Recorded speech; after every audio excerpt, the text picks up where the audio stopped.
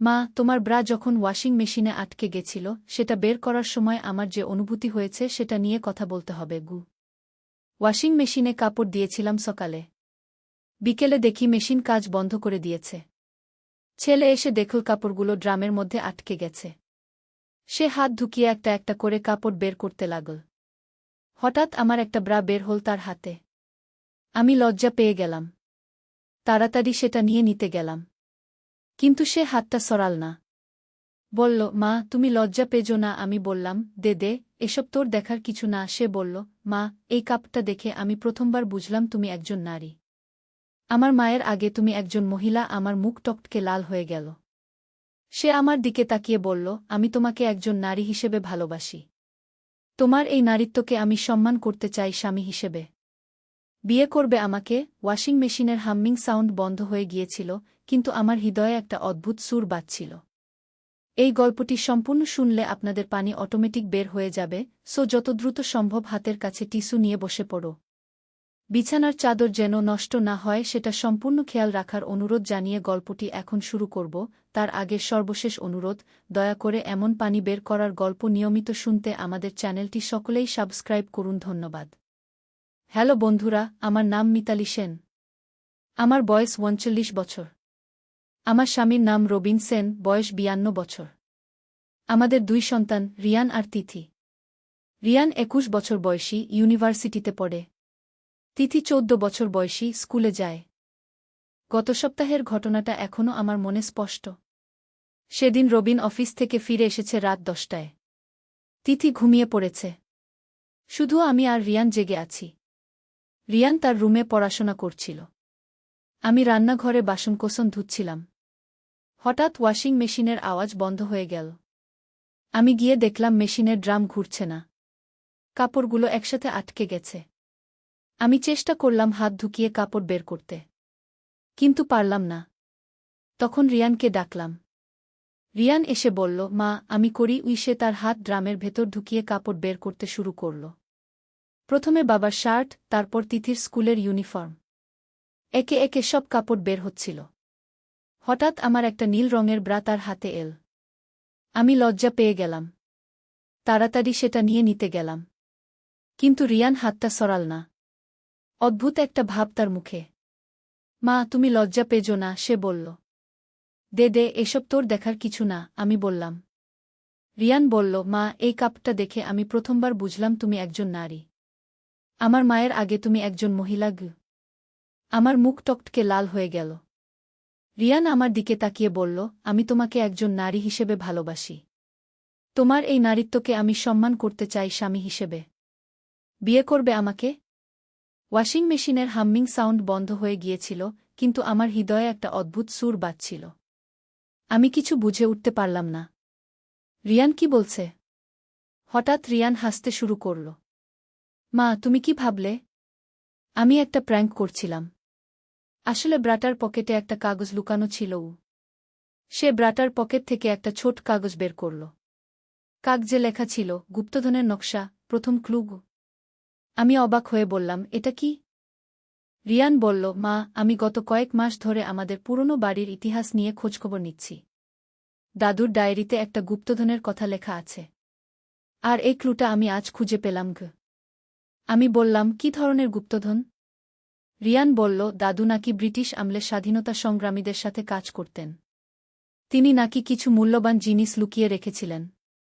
আর এই কাগজে তার প্রথম ক্লু দেওয়া আছে। আমি কাগজটা পড়লাম। সেখানে লেখা ছিল, যেখানে নারীর মান রক্ষিত হয়, সেখানেই প্রথম রহস্য লুকিত। মায়ের ভালোবাসার মতো মূল্যবান। তা খুঁজতে হবে হৃদয়ের গহীনে। রিয়ান বলল, মা, তুমি কি বুঝতে পারছো এর মানে কি? আমি ভাবলাম, নারীর মান রক্ষিত হয় মানে কি হতে পারে? হঠাৎ আমার মনে পড়ল আমাদের পুরনো বাড়ির দোতলায় একটা দেবী দুর্গার মূর্তি ছিল। দাদু সেটাকে খুব যত্ন করতেন। রিয়ান, চল আমরা দোতলায় যাই, আমি বললাম। আমরা দুজনে দোতলায় গেলাম। সেখানে দেবী দুর্গার মূর্তিটা এখনও আছে। আমি মূর্তির পেছনে হাত ঢুকিয়ে দেখলাম। একটা ছোট বাক্স পেলাম। বাক্স খুলে দেখি আরেকটা কাগজ। এতে লেখা, সন্তানের মতো প্রিয় যা। তার মধ্যেই দ্বিতীয় সূত্র। মায়ের কোলের মতো নিরাপদ। সেখানেই পরবর্তী দিশা ঘু। রিয়ান বলল, এবার কি মানে হতে পারে? আমি বললাম, সন্তানের মতো প্রিয় মানে হতে পারে তোদের পুরনো খেলনা বা বইপত্র। আমরা তিথির রুমে গেলাম। তার পুরনো খেলনার বাক্সে ঘাটাঘাটি করতে শুরু করলাম। একটা পুরনো পুতুলের পেটের মধ্যে আরেকটা কাগজ পেলাম। এতে লেখা ছিল, যে স্থানে গানের আলো জ্বলে সেখানেই তৃতীয় নির্দেশ। বইয়ের পাতায় লুকিয়ে আছে চূড়ান্ত গন্তব্যের ঠিকানা। রিয়ান বলল, এটা স্পষ্ট। লাইব্রেরিতে যেতে হবে গু। আমরা নিচতলার লাইব্রেরি রুমে গেলাম। দাদুর পুরনো বইয়ের তাকে খোঁজাখুঁজি করতে শুরু করলাম। রামায়ণ বইটার মধ্যে একটা চিঠি পেলাম। চিঠিতে লেখা, প্রিয় নাতি, যদি তুমি এই চিঠি পড়ো তবে বুঝবে তুমি আমার সব ধাঁধার সমাধান করতে পেরেছ। আমার আসল গুপ্তধন কোনো সোনারূপা নয়। এটা আমার ডায়েরি, যেখানে স্বাধীনতা সংগ্রামের সময়ের সব ইতিহাস লেখা আছে। এই ইতিহাস আমাদের দেশের জন্য অমূল্য সম্পদ। ডায়েরিটা বাড়ির বাগানে আমের গাছের নিচে পুঁতে রাখা আছে। গাছের গোড়ায় একটা সাদা পাথর দেখতে পাবে। তার নিচেই ডায়েরি। তোমার দাদু, অমিতাভ সেন গু। পরদিন সকালে আমরা সবাই মিলে বাগানে গেলাম। আমের গাছের নিচে সাদা পাথরটা খুঁজে পেলাম। খুঁড়ে দেখলাম সত্যিই একটা টিনের বাক্স আছে। বাক্স খুলে ভেতরে পেলাম দাদুর হাতে লেখা ডায়েরি। ডায়েরিতে লেখা ছিল ব্রিটিশ আমলের স্বাধীনতা সংগ্রামীদের গোপন বৈঠক, তাদের পরিকল্পনা, অনেক বিখ্যাত নেতাদের সাথে দাদুর সাক্ষাৎ আর অনেক অজানা ইতিহাস। রিয়ান বলল, মা, এই ডায়েরি জাদুঘরে দিয়ে দেওয়া উচিত। এতে অনেক গুরুত্বপূর্ণ ইতিহাস আছে গু। আমি বললাম, হ্যাঁ, দাদুও চেয়েছিলেন যেন এই ইতিহাস সবার কাছে পৌঁছায় গু। সেদিন রাতে রবিন অফিস থেকে ফিরে এসে সব শুনে খুব খুশি হল। তিথি স্কুল থেকে এসে গুপ্তধনের কাহিনী শুনে রোমাঞ্চিত হয়ে গেল। পরের সপ্তাহে আমরা জাদুঘরের কিউরেটরের সাথে যোগাযোগ করলাম। তিনি এসে ডায়েরি দেখে অভিভূত হয়ে গেলেন। বললেন, এটা দেশের ইতিহাসের জন্য অমূল্য দলিল গু। জাদুঘরে ডায়েরি প্রদর্শনীর ব্যবস্থা করা হল। আমাদের পরিবারের নাম ইতিহাসের সাথে জড়িয়ে গেল। রিয়ান বলল, মা, দেখো আমার প্র্যাঙ্ক থেকে কত বড় আবিষ্কার হল। আমি বললাম, হ্যাঁ, কিন্তু প্রথমে আমি কি ভেবেছিলাম জানো? রিয়ান হেসে বলল, মা, তোমার মুখ দেখে বুঝেছিলাম। কিন্তু আমি জানতাম তুমি শেষে হাসবে গি। সত্যিই এই গোটা ঘটনায় আমাদের পরিবারে নতুন উৎসাহ এল। দাদুর স্মৃতি আরও জীবন্ত হয়ে উঠল। আর সবচেয়ে বড় কথা, আমরা বুঝলাম যে কখনো কখনো সবচেয়ে অদ্ভুত শুরু থেকেও সবচেয়ে সুন্দর শেষ হতে পারে। রিয়ান এখন ইতিহাস নিয়ে আরও গবেষণা করছে। সে বলছে আরও অনেক পুরনো কাগজপত্র খুঁজে বের করবে। তিথি স্কুলে বন্ধুদের কাছে গর্ব করে বলে যে তার দাদু স্বাধীনতা সংগ্রামী ছিলেন। রবিন বলে, মিতালি, তোমার পরিবারের ইতিহাস তো খুবই গৌরবজনক। আমি বলি, হ্যাঁ, কিন্তু আসল গৌরব হল যে আমরা সবাই মিলে এই রহস্যের সমাধান করেছি। এই গল্প শুনে মনে হচ্ছে যে জীবনে অনেক সময় যা দেখতে একরকম, আসলে তা সম্পূর্ণ অন্যরকম হয়। আমার সেদিনের লজ্জা আজ আমাদের পরিবারের গর্বে পরিণত হয়েছে। রিয়ান এখন বলে, মা, আমি আর কখনো এরকম প্র্যাঙ্ক করব না। কিন্তু এই প্র্যাঙ্ক আমাদের জীবনে এত বড় পরিবর্তন এনে দিল যে আমি কৃতজ্ঞ। আমি বলি, জীবনে এরকমই হয়। কখন কোনো ছোট ঘটনা থেকে বড় কিছু আবিষ্কার হয়ে যায় তা বোঝা যায় না গি। তিথি বলে, মা, আমিও বড় হয়ে ইতিহাসবিদ হব। দাদুর মতো দেশের জন্য কাজ করব। এভাবেই আমাদের পরিবারে একটা নতুন স্বপ্ন জন্ম নিল। দাদুর রেখে যাওয়া ঐতিহ্য আমরা এগিয়ে নিয়ে যাব। কিন্তু গল্প এখানেই শেষ নয়। জাদুঘরে ডায়েরি দেওয়ার কয়েকদিন পরে একজন বুড়ো মানুষ আমাদের বাড়িতে এলেন। তার নাম হরিদাস বাবু। তিনি বললেন যে তিনি দাদুর সাথে স্বাধীনতা সংগ্রামে কাজ করতেন। হরিদাস বাবু বললেন, অমিতবাবু আমাকে বলেছিলেন যে তার বাড়িতে আরও গুরুত্বপূর্ণ জিনিস লুকানো আছে। সেই ডায়েরি ছিল শুধু একটা শুরু। আমি অবাক হয়ে বললাম, কি ধরনের জিনিস? হরিদাস বাবু বললেন, নেতাজি সুভাষচন্দ্র বসুর একটা গোপন চিঠি। সেই চিঠিতে আজাদ হিন্দ ফৌজের কিছু গোপন পরিকল্পনার কথা লেখা আছে। আর একটা মানচিত্র আছে যেখানে কিছু গুরুত্বপূর্ণ স্থান চিহ্নিত করা। রিয়ান উত্তেজিত হয়ে বলল, সেগুলো কোথায় লুকানো? হরিদাস বাবু বললেন, অমিতবাবু আমাকে একটা ধাঁধা বলেছিলেন। সেটা সমাধান করতে পারলেই খুঁজে পাওয়া যাবে। তিনি একটা পুরনো কাগজ বের করলেন। সেখানে লেখা, যেখানে সূর্য প্রথম আলো দেয় সেখানে লুকানো সত্যের বীজ।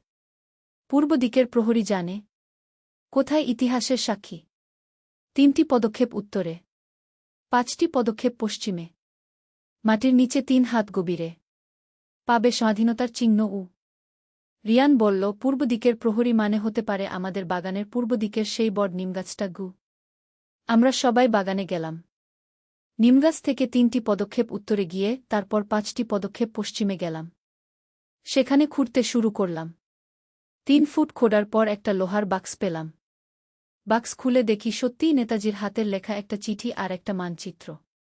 চিঠিতে লেখা, প্রিয় অমিত বন্ধু, আজাদ হিন্দ ফৌজের গোপন মিশনের জন্য এই মানচিত্রটা তোমার কাছে রাখছি। এতে চিহ্নিত জায়গাগুলো খুবই গুরুত্বপূর্ণ। যদি কখনো প্রয়োজন হয় তো এই তথ্য ব্যবহার করো। জয় হিন্দ। সুভাষ মানচিত্রে আমাদের এলাকার কয়েকটি স্থান চিহ্নিত ছিল। একটা জায়গা ছিল পাশের গ্রামের পুরনো মন্দির, আরেকটা ছিল নদীর পাড়ের একটা বটগাছ। হরিদাস বাবু বললেন, এই জায়গাগুলোতে নাকি অস্ত্র আর গুরুত্বপূর্ণ কাগজপত্র লুকানো আছে পরদিন সকালে আমরা পুরনো মন্দিরে গেলাম। মন্দিরের পুরোহিত শ্রীকান্ত কাকা আমাদের চেনেন। আমরা তাকে সব বললাম। শ্রীকান্ত কাকা বললেন, হ্যাঁ, আমার বাবা বলতেন যে এই মন্দিরে কিছু গুরুত্বপূর্ণ জিনিস লুকানো আছে, কিন্তু কোথায় তা জানতেন না আমরা মানচিত্র দেখে মন্দিরের পেছনের দিকে খুঁজতে শুরু করলাম। দেবী কালীর মূর্তির পেছনে একটা গুপ্ত কক্ষ পেলাম। সেখানে একটা সিন্দুক ছিল। সিন্দুক খুলে দেখি পুরনো বন্দুক, কিছু বুলেট আর অনেক গোপন চিঠিপত্র। চিঠিগুলোতে আজাদ হিন্দ ফৌজের বিভিন্ন পরিকল্পনার কথা লেখা। শ্রীকান্ত কাকা বললেন, এগুলো জাদুঘরে দিয়ে দেওয়া উচিত। এরপর আমরা নদীর পাড়ের বটগাছে গেলাম। সেখানেও মানচিত্র অনুযায়ী খুঁজতে লাগলাম। বটগাছের শেকডের মধ্যে একটা তামার পাত্র পেলাম। পাত্রের মধ্যে ছিল সোনার কয়েন আর কিছু হীরার গহনা।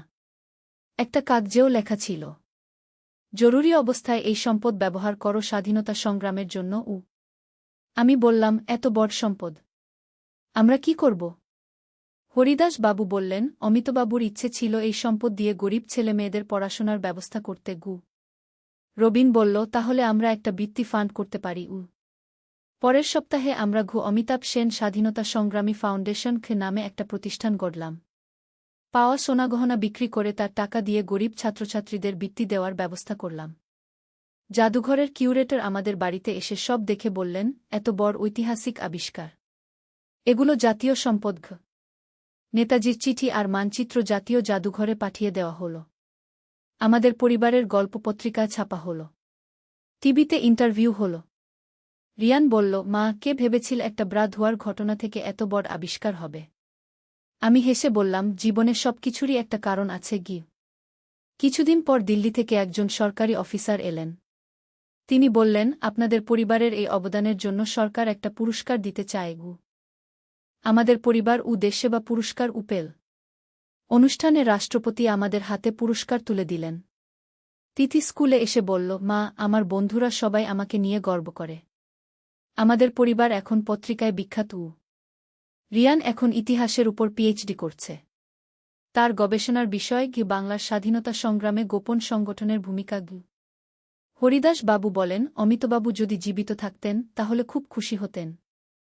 তার স্বপ্ন পূরণ হয়েছে আমাদের বাড়িতে এখন অনেক মানুষ আসেন ইতিহাস জানতে। আমরা তাদের সবকিছু দেখিয়ে বলি। ফাউন্ডেশনের মাধ্যমে এখন পর্যন্ত 50 জন গরিব ছাত্রছাত্রীকে বৃত্তি দেওয়া হয়েছে। তাদের মধ্যে কয়েকজন ইঞ্জিনিয়ার, ডাক্তার হয়েছে। একদিন একটা মেয়ে এসে বলল, আন্টি, আপনাদের বৃত্তি পেয়ে আমি ডাক্তার হতে পেরেছি। এখন আমি গরিব রোগীদের বিনামূল্যে চিকিৎসা করি আমার চোখে জল এসে গেল। বুঝলাম দাদুর আসল স্বপ্ন কি ছিল। রবিন বলে, মিতালি, তোমার সেই লজ্জার মুহূর্ত আমাদের জীবনে কি পরিবর্তন এনে দিয়েছে। আমি বলি, হ্যাঁ, কখনো ভাবিনি এক টুকরো কাপড় আমাদের এত বড় পরিচয় দেবে রিয়ান এখন অন্য পরিবারদেরও তাদের পূর্বপুরুষদের ইতিহাস খোঁজার জন্য উৎসাহ দেয়া। তার গবেষণা আরও অনেক গোপন সংগ্রামীর গল্প বেরিয়ে এসেছে। আমাদের এলাকায় এখন স্বাধীনতা সংগ্রামী স্মৃতি পার্ক তৈরি হয়েছে। সেখানে দাদুর মূর্তি স্থাপন করা হয়েছে। প্রতি বছর স্বাধীনতা দিবসে আমাদের বাড়িতে অনুষ্ঠান হয়। স্থানীয় স্কুলের ছেলেমেয়েরা আসে ইতিহাস শুনতে। তিথি এখন বলে, মা, আমি বড় হয়ে একটা বই লিখব। আমাদের পরিবারের এই গল্প সবাইকে জানাব সেদিনের সেই বিব্রতকর মুহূর্ত আজ আমাদের সবচেয়ে মূল্যবান স্মৃতি। রিয়ানের সেই প্র্যাঙ্ক আমাদের জীবনে এনে দিয়েছে নতুন অর্থ আর উদ্দেশ্য। এখন আমি যখনই সেই নীল ব্রাটা দেখি হেসে ফেলি। কি অদ্ভুতভাবে একটা সাধারণ কাপড় আমাদের পরিবারের ইতিহাসের সাথে জড়িয়ে গেল। রিয়ান বলে, মা, এই ঘটনা আমি আমার সন্তানদের বলব। তারা জানুক কিভাবে তাদের প্রপিতামহ দেশের জন্য লড়েছেন। আমি বলি, হ্যাঁ, আর এটাও বলবি যে জীবনে কোনো ছোট ঘটনা কখন বড় পরিবর্তন এনে দিতে পারে তা কেউ জানে না। হরিদাস বাবু এখন প্রায়ই আমাদের বাড়িতে আসেন। তিনি বলেন, আমি যখন মরে যাব তখন আমার সব স্মৃতিকথা তোমরা সংরক্ষণ করো। আরও অনেক গল্প আছে বলার। আমরা তার কথাগুলো টেপ রেকর্ডারে রেকর্ড করে রাখি। এগুলো ভবিষ্যতে ইতিহাসের জন্য কাজে লাগবে। এভাবে একটা ওয়াশিং মেশিনের ঘটনা থেকে শুরু হয়ে আমাদের পুরো জীবন বদলে গেছে। আমরা আর সাধারণ পরিবার নেই, আমরা ইতিহাসের অংশ হয়ে গেছি।